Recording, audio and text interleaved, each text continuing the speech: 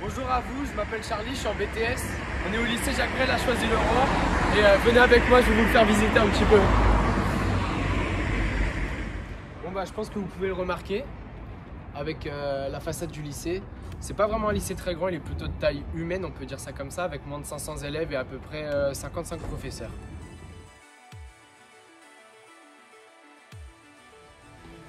Donc là du coup à ma gauche, on a l'accueil. À ma droite, la vie scolaire.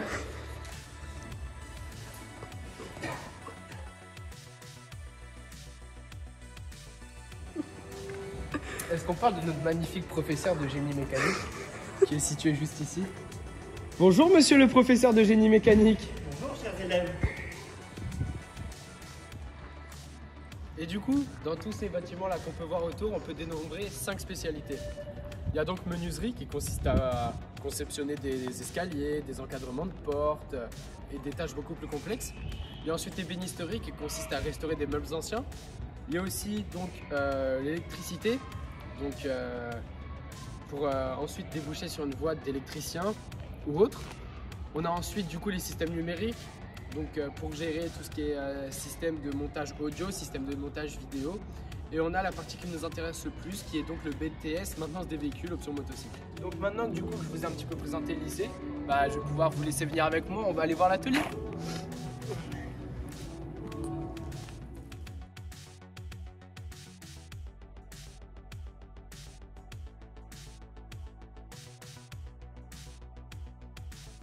Le BTS est un diplôme post-bac obtenu après 2 ans de formation. Il nous offre 30h30 de cours par semaine, dont 18 heures d'enseignement professionnel. On va retrouver 3h30 de maths, 5h30 d'AFSM, 2h30 d'économie-gestion, 2 heures de technologie, 2 heures d'anglais, 2 heures d'organisation de la maintenance, mais aussi 3 heures de français, histoire-géographie, culture G, 2 heures de sciences, 1 heure de co-intervention anglais atelier et 7 heures d'atelier. Il s'effectue en formation initiale et nous offre une formation professionnelle en entreprise de 10 semaines réparties sur les 2 années. Les objectifs du BTS sont multiples. Diagnostiquer des dysfonctionnements complexes, effectuer des opérations de maintenance, encadrer des équipes techniques et accueillir et recevoir la clientèle, et donne ainsi accès à différents métiers. Technicien diagnostic, réceptionnaire d'atelier, chef d'atelier ou encore responsable de service maintenance. Mais il peut aussi mener à une poursuite d'études, comme en formation d'expert automobile, une licence pro ou encore des classes prépa en école d'ingénieur. Tout ce qu'il vous faut, c'est un bac pro ou un bac à tendance scientifique et beaucoup de motivation. Bonjour, allez, venez, rentrez dans notre atelier.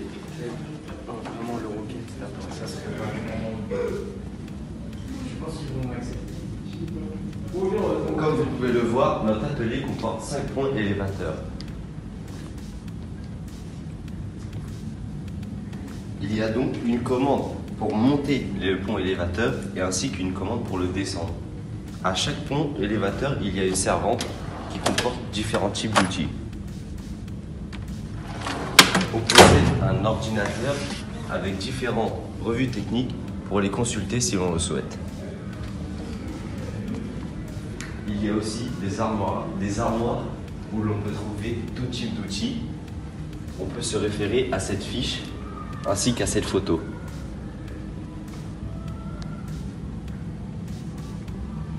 Donc ici on peut retrouver la ventilation pour évacuer les gaz d'échappement lorsqu'on démarre une moto avec un bouton de marche arrêt situé juste ici. Il y a aussi différentes armoires réparties dans tout l'atelier, situées ici, ici, ici. Nous nous trouvons dans la deuxième partie de l'atelier. Nous avons 3 postes de travail munis de servantes. Ensuite, nous avons un ordinateur comme dans tous les postes de travail pour les revues techniques. À proximité, nous avons la sableuse. Ensuite, nous avons la perceuse à colonne située juste ici, comme vous pouvez le voir. Ensuite, nous avons la presse hydraulique. Et pour finir, nous avons la fontaine de nettoyage. Ici, nous pouvons trouver la grue d'atelier. nous l'utilisons occasionnellement. Je m'appelle Axel, je suis du lycée Jacques Brel en BTS deuxième année. Je vais vous présenter deux motos clients. Donc actuellement vous avez cette moto là et une autre moto que je vais vous présenter juste après. Donc c'est une Diversion 600 sur laquelle on a eu pas mal de travail. Donc je vais commencer par tout ce qui est là. Donc on a fait le changement des joints SPI sur les amortisseurs avec un changement de la colonne de direction parce qu'on avait un point dur dans la colonne de direction. On a fait aussi un jeu aux soupapes qui est quand même quelque chose d'assez simple en moto. Donc on s'est amusé à tout refaire comme il se doit. Et on a une panne électrique. Donc il a fallu trouver la panne, la diagnostiquer, pour ensuite la régler. Donc sur celle-là, c'était une panne avec le contacteur qui faisait un blocage au niveau du feu du plein phare. Donc ce qui est assez embêtant la nuit quand même.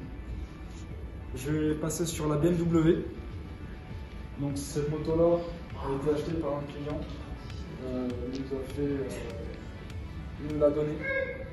C'est une moto qui a été préparée pour environ 40 000 € de pièces. Enfin, pas de pièces, mais vraiment comptant la moto et tout ce qui va avec. Sur cette moto, on a un étalonnage de boîte à faire avec une fiabilisation complète.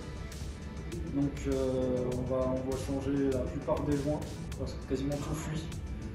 On refait les étriers parce qu'ils fuient aussi. Et puis on s'occupe aussi notamment de la carburation qui a quelques défauts. C'est une moto qui a été préparée à la base et qui au final a été assez mal préparée. Donc on va s'occuper de tout refaire dessus, comme ce que j'ai pu dire avant. Maintenant je vais vous laisser passer avec Guillaume. Bonjour, je m'appelle Guillaume, je suis également en BTS et je tenais à rajouter que nous avons également reçu une moto électrique. Donc de la marque Super Soco, c'est un TC Max qui va nous permettre de réaliser des maintenances et de nous former sur des motos électriques. Donc à l'atelier, nous réalisons des maintenances complexes en majorité et également certaines maintenances traditionnelles comme des changements de joint SPI, etc. sur la Yamaha Diversion 600 du client. Bonjour, je m'appelle Bastien, je suis en première année de BTS à Jacques Brel à Choisy-le-Roi et moi je sors d'un bac professionnel en mécanique moto à Comblain-Ville. Je vais vous parler aujourd'hui de l'aspect mécanique courant qu'on va aussi avoir en bac pro mais qu'on va revoir en BTS puisque tout le monde ne vient pas de bac pro. Donc les opérations simples, la maintenance et les pannes fréquentes.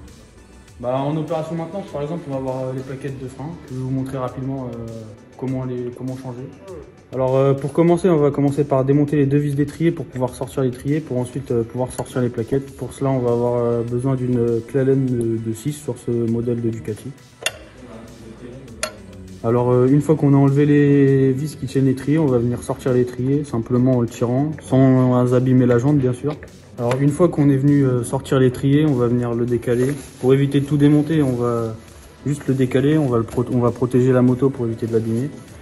Et après on va venir retirer le petit clip de l'axe de plaquette.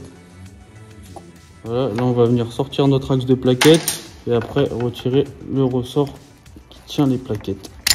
Voilà. Et après ça, on n'a plus qu'à sortir les plaquettes. Et voilà, on a fini de démonter nos plaquettes. On les changera par des neuves et on recommencera le protocole dans le sens inverse. Donc là, je vous ai montré une opération de maintenance basique, donc par exemple changer des plaquettes. Mais vous allez voir ou revoir selon si vous venez de bac général ou de bac professionnel, toute la partie mécanique basique. Ça va être la découverte de l'intérieur du moteur, de la partie cycle, du freinage pendant la première année. Et pendant la deuxième année, vous allez partir sur des pannes électriques, électroniques essentiellement. Bonjour, je m'appelle Vincent Raymond, je suis en première année de BTS au lycée Jacques Brel en mécanique moto. Et là, je vais vous parler des poursuites d'études. Donc déjà, il y a deux choix à faire. Soit on peut commencer à aller travailler en garage en concession, ou alors on peut continuer nos études. Donc vraiment ça apporte quelque chose de positif car le salaire il est différent, on a de meilleures connaissances et des caractéristiques que certains élèves n'ont pas, donc c'est vraiment une plus-value de continuer. Principalement après le BTS, beaucoup d'élèves vont se diriger en concession ou en garage pour être mécanicien, chef d'atelier, conseiller, travailler dans le service après-vente, le diagnostic, etc. Donc après ça, on peut aussi travailler en bureau d'études, donc en conception d'équipements, de motos ou alors d'outillage encore. Il y a aussi beaucoup de postes dans les flottes de véhicules, par exemple pour la gendarmerie, la police, etc. La compétition aussi, c'est très demandé. Ils cherchent beaucoup de mécaniciens pour des pilotes dans la compétition. Et enfin, pour la poursuite d'études concrètes, on peut parler, donc il y a le diplôme d'expert automobile qui se situe au lycée Gaspard Monge. On peut aussi travailler pour une école d'ingénieurs, donc par exemple l'ICAM pour être ingénieur généraliste.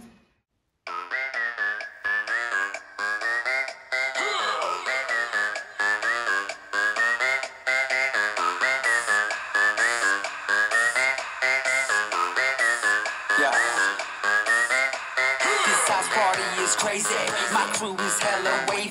Yo, flip the cup, then say what's up, then slide out with your lady. No ifs or buts about it. My style is shit, no trouble. Got grips and models, so spin the bottle, girl. I'm just getting started. Get up, get up, get